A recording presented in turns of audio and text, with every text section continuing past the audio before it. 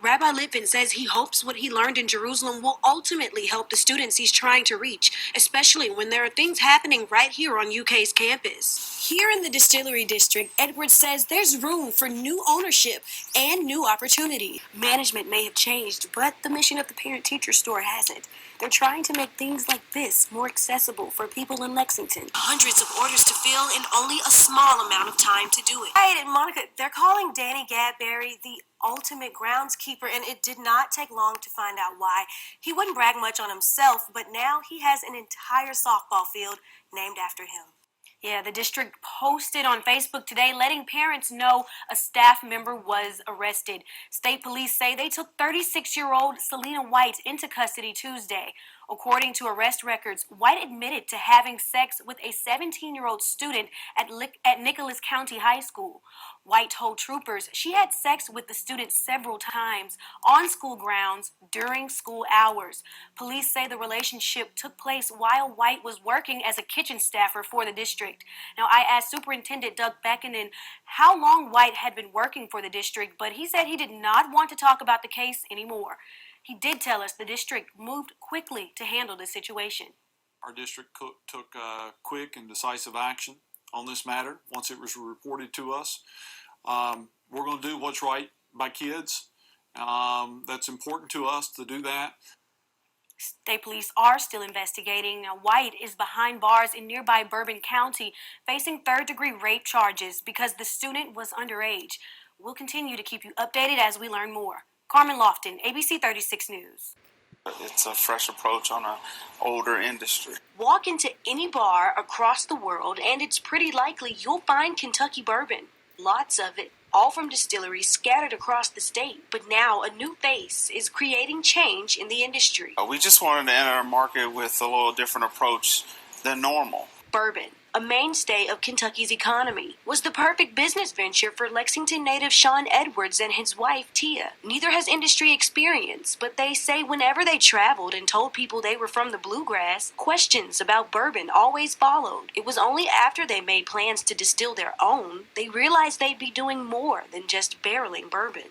Basically, no diversity as far as ownership in the bourbon industry. Through a little research, they realized they are the first black distillery owners. They've spent years perfecting the recipe for fresh bourbon, what they call a modern, sophisticated take on Kentucky's historic spirit. There's some toffee notes in there. There's going to be some brown sugar, a little hot water cornbread. There'll be a little taste of that in there as well. The couple even worked with an African-American master distiller, whose name they're currently keeping a secret. After slavery, post-slavery, there was no influence as far as African-American brands or African-American master distillers. Here in the Distillery District, Edwards says there's room for new ownership and new opportunities. In a special Black History Month announcement, the Edwards revealed their plans to give lots of Kentucky hugs, creating 25 jobs in the process. They say they expect to break ground in the summer. In Lexington, Carmen Lofton, ABC 36 News. I'd rather be in pain than to feel like I'm addicted to this pill. Like many people dealing with pain, Jonathan Davis went on a journey in search of relief. Bad knee, shoulder, back issues, just a lot of general tightness. A former UK basketball player, Davis says years of playing took a toll on his body, but he says it's nothing compared to the pills his doctors gave him. Those things are terrible on your body. I mean, they give you all types of internal issues, and also they're very addictive. He turned to CBD, a legal form of the hemp often used to treat pain. Davis says while pain management is a benefit of CBD, he feels legalizing medical marijuana is a move in the right direction. Yes, I think it would be a boon for us, not just as individuals who have to manage their pain, but also for the state itself. People like Republican Representative Stan Lee are still skeptical, though. Sure as you're sitting here, if this passes,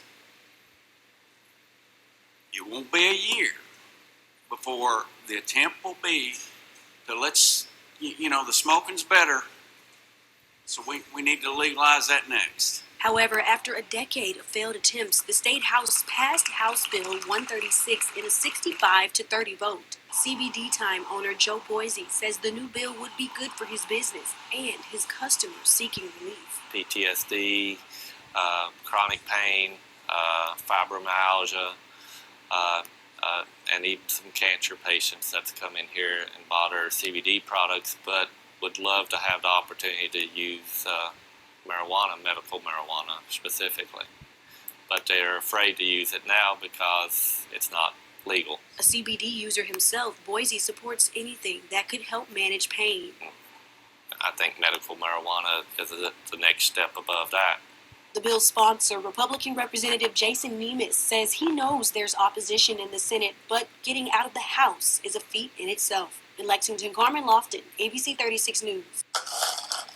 Locks, cornrows, styles traditionally worn by people of color for various reasons. Our hair is our crown.